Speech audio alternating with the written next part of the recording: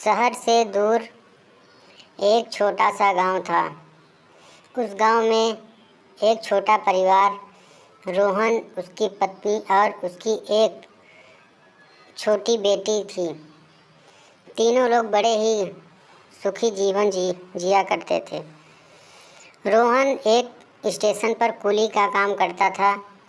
वह प्रतिदिन स्टेशन जाता और काम करके शाम तक अपने घर को वापस आ जाता।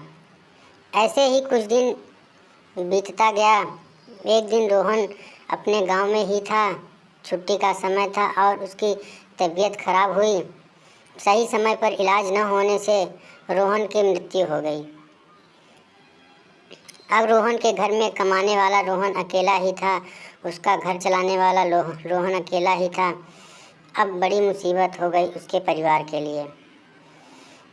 अब उसकी पत्नी अपनी बेटी को समझाते हुए कहा और बताया कि बेटी, अब मुझे ही कुछ न कुछ करना पड़ेगा, क्योंकि अब हम लोगों के घर का खर्चा चलाने वाला कोई दूसरा नहीं है। अब मैं ही कुछ करूँगी, तुम अपना अच्छे से पढ़ाई करना, पढ़ाई में ध्यान देना। और उसकी पत्नी सोचने लगी कि मैं करूँ तो करूँ, क्या करूँ। फिर वह स्टेशन जाकर कुछ फल के टोकरे रखकर फल बेचने लगी।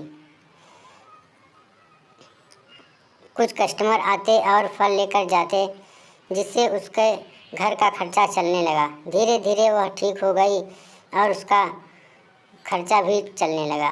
एक दिन अचानक उसकी तबीयत खराब थी और पैर फिसला। वह ट्रेन की पटरी पर आ गिरी, जिससे ट्रेन ने उसको कुचल दिया। अब उसकी पत्नी की भी मृत्यु हो गई थी और वह एक चुड़ैल का रूप ले ली थी।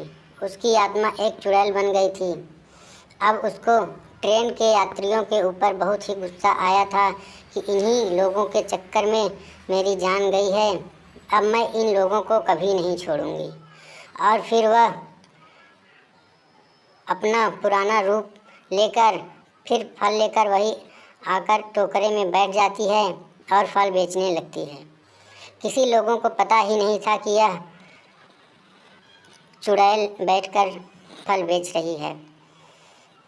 और सब लोग आकर एक एक करके फल खरीदते, क्योंकि वह फल बहुत ही पका और रसीला लग रहा था।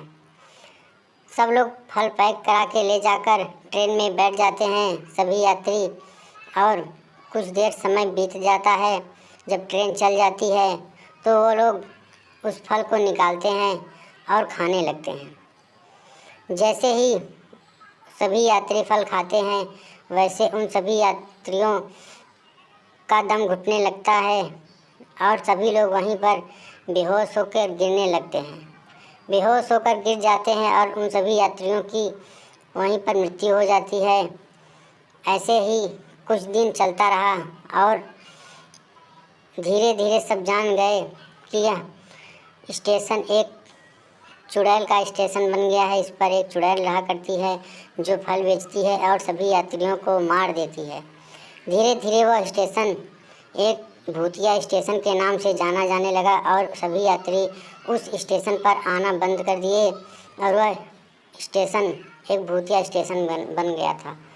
फिर एक दिन उसकी बेटी आती है और कहने लगती है, माँ, ऐसे इन बेसहारा बेकसूर लोगों की जान लेना ठीक नहीं है। तुम अपने गलती से गिरी थी तो फिर इन बेसहारा लोगों की जान लेना बंद करो। अपनी बेटी की कहने पर वह चुड़ैल हमेशा के लिए वह स्टेशन छोड़कर चली गई।